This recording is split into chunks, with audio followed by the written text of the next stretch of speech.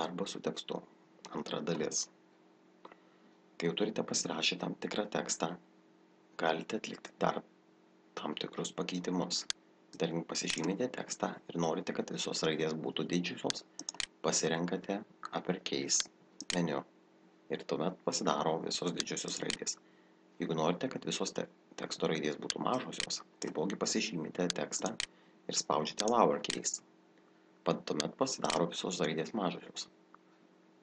Aišku, jeigu norite, kad tekstas būtų arba centruotas, arba sulygiuotas, galite padaryti ir tai. Pasižymite tekstą, spaudžiate Center. Šį efektą galite pasiekti ir su klavišų deriniu Ctrl-E. Spaudžiate Ctrl klavišą ir spaudžiate E raidę.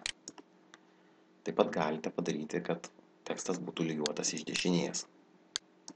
Arba tiesiog, jeigu būtų daug žodžių,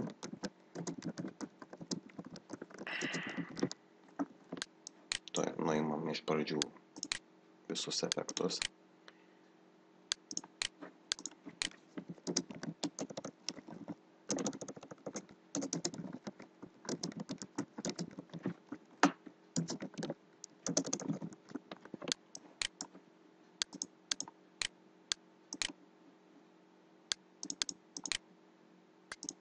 Ir galite pasirinkti Justify lygiavimą.